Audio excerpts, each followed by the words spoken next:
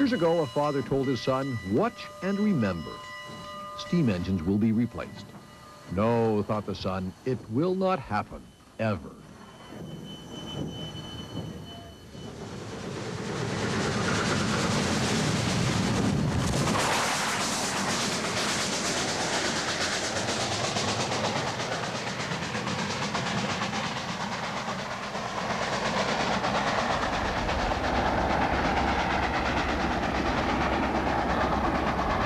Nothing stays the same.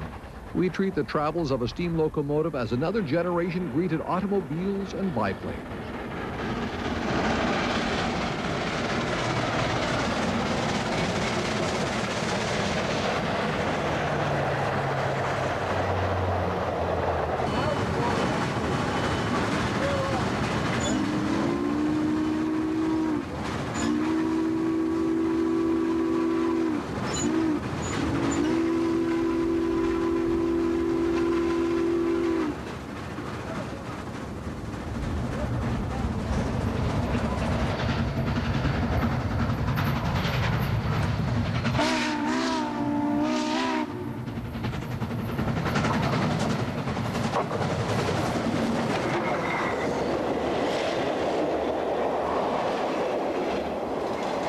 When a steam train roars across the countryside now, we look, we listen. We feel what our parents and grandparents felt, amazement.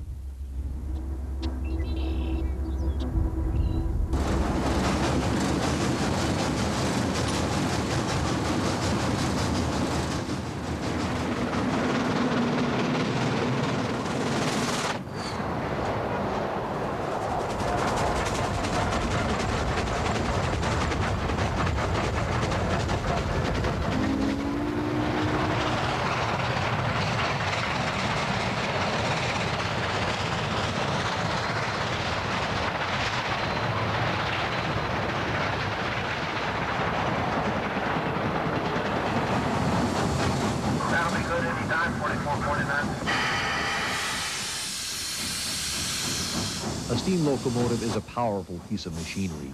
You can sense it.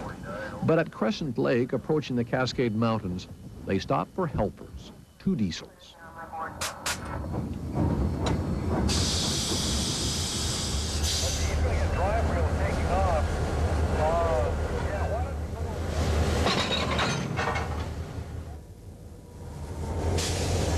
They do not need the power.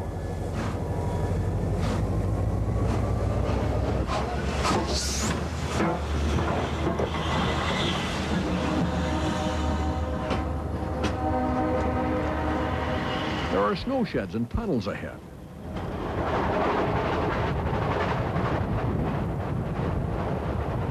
When all trains were powered by steam, tunnels had vent ports. They have been closed. It is more comfortable this way.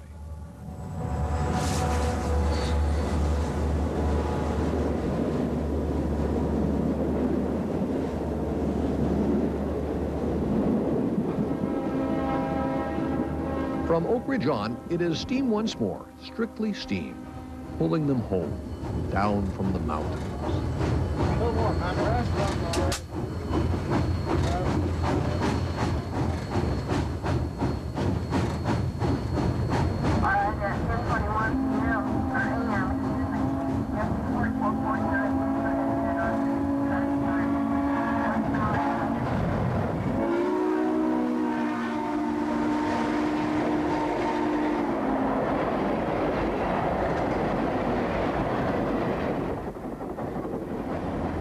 Down to the valleys, down along the rivers below. Along the way, photographers wait.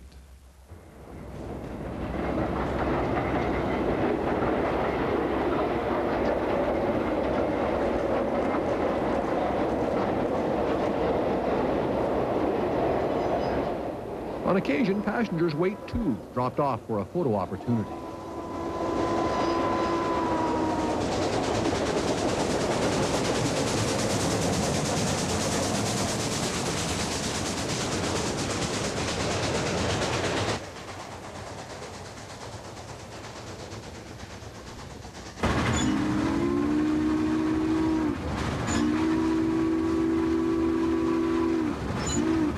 wherever a steam train travels, people follow, saying, I may never see it again.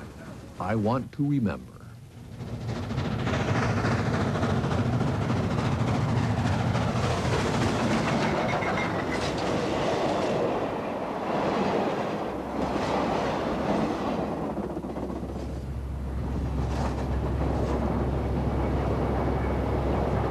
Railroads always have followed rivers. Once upon a time, along the Hudson and the Ohio, Missouri and the Mississippi, along the Columbia and countless other rivers too, steam locomotives moved the people and the packages of a nation. Most people never turned their heads. We do. Now, gladly.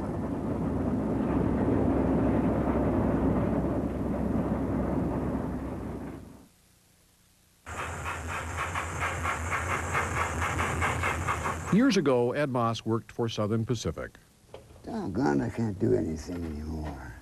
But look what he did in his spare time many years ago. This is An Atlantic.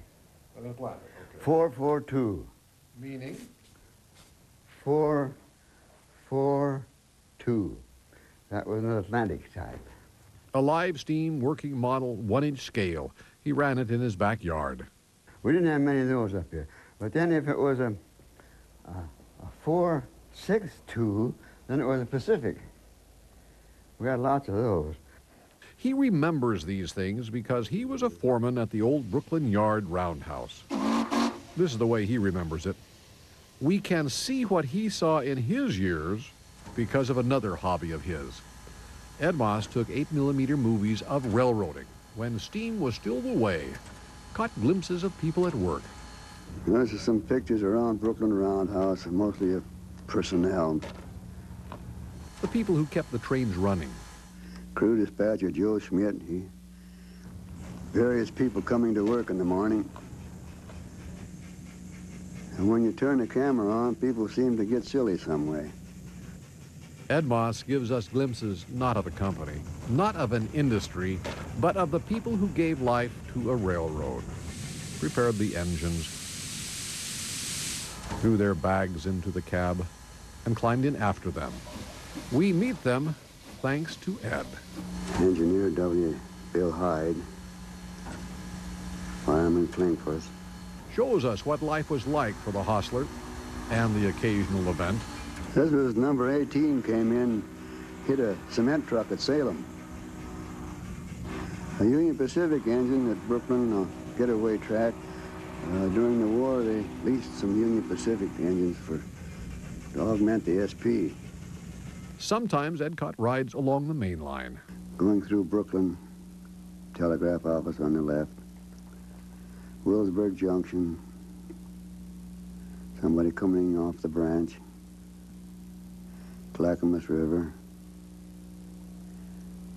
to Cascade, train number 12. Going through Salem down the city street. Yeah, this is engineer Oscar Burgoyne.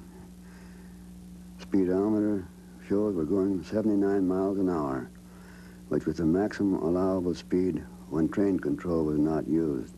And finally, Eugene. Ed's film shows the people he knew reacting the way people always react, with grins, goofiness, waves of recognition. He shows us that side, then gives us a chance to ride a steam logging train. This is a trip I took on the Oregon American Lumber Company. They went from Vernonia to Kesey, and then from Kesey they crossed the Sunset Highway and went up into the hills about 5 miles. And that's where I went in the morning, and then got on the engine and went up to where they were loading logs. This engine was a Shea engine built by Willamette in Portland, about 1923 or 4. And the guy that was running it ran it most of its life, and he kept it just shined up like you wouldn't believe. Other logging engines didn't look like that. I walked from here farther on in quite a distance where they were laying new track yet.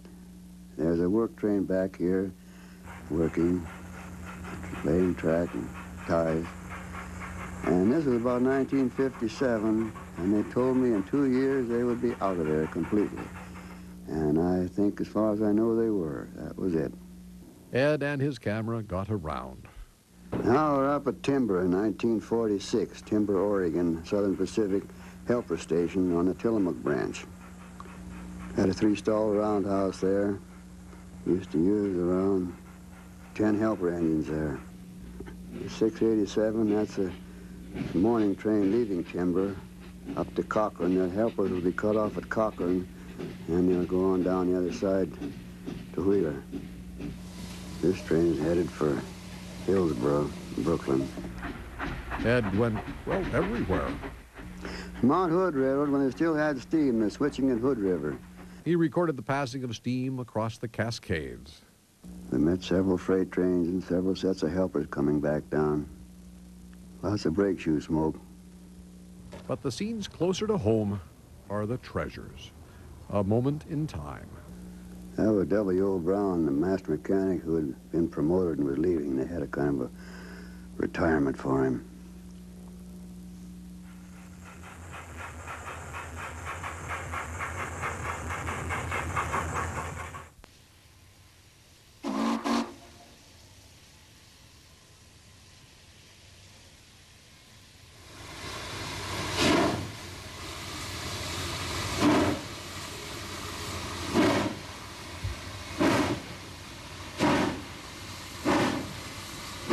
A steam locomotive clears its throat.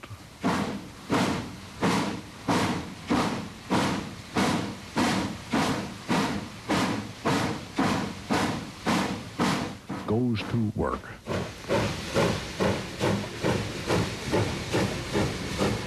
"50 years ago, steam locomotives were everywhere. Pulled freight, passengers, swept across the countryside.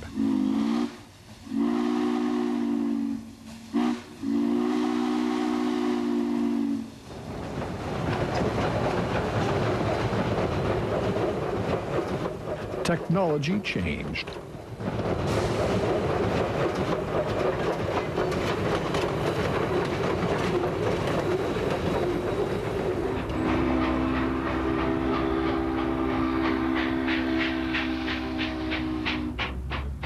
Steam locomotives disappeared. Years later, they reappear occasionally.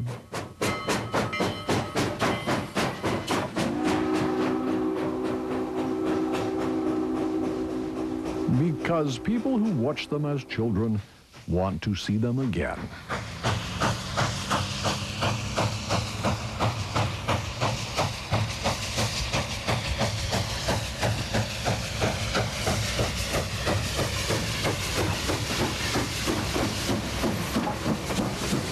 Spokane, Portland, and Seattle's 700 came to life in 1938. Is still alive thanks to its friends. Friends who brought it back to life. Keep it alive.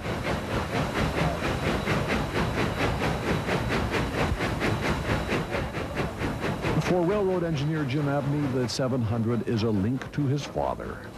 My father ran this locomotive many thousands of miles in freight service, so it's a real pleasure for me to be running it today. I'm a third-generation Spokane, Portland, Seattle employee. Railroading was and is a way of life. It is for those who gather along the tracks.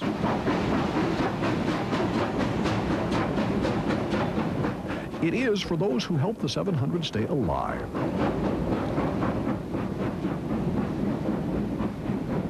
Owned by the citizens of Portland, now in the care of the Pacific Railroad Preservation Association, the 700 sat idle in Oaks Park for 30 years. And now we go under the highway. We used to go over the top of it on a big S-curve trestle.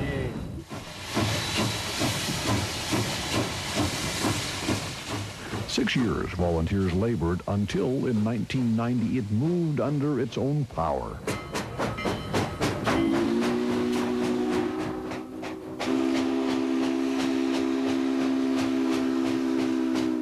Occasionally now, volunteers take it out to the country.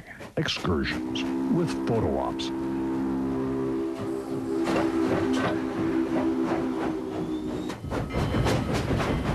Tunnels to visit.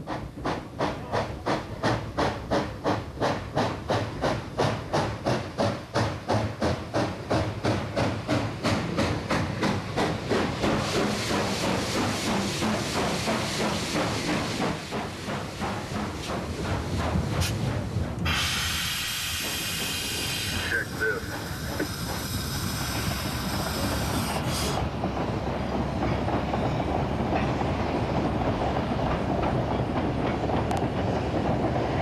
Trestles to cross.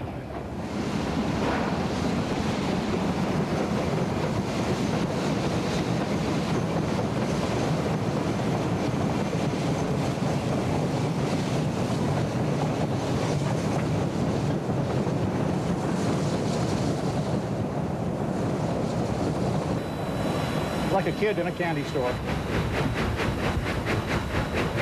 If I had my druthers, I'd have this engine on the front of every Amtrak train I run.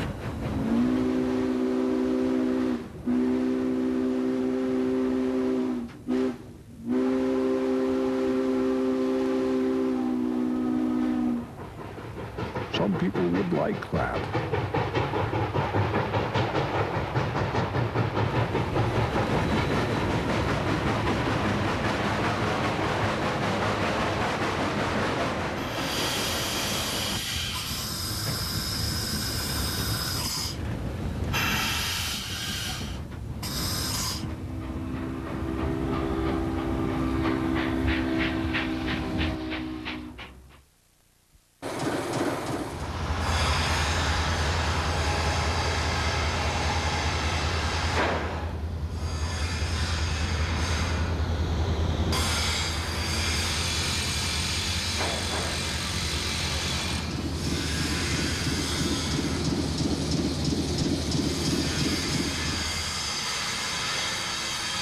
The goal is to, somewhere here in the city of Portland, find a permanent home that is, better than this building, or at least as good as this building, and a place where we can know that the engines will be secure for future generations.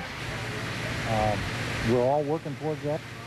I'd like to turn around and see this engine, when it can no longer run, become part of a display in a steam industries museum, a regional industries museum that talks about the history of the area and how it developed because of steam.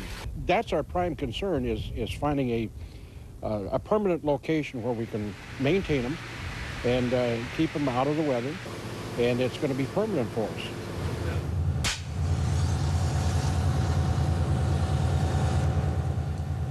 The volunteers with 3 engines, one purpose, keeping steam for the future. Like the town of Brigadoon, every so often they appear. The volunteers bringing the engines of Portland to view.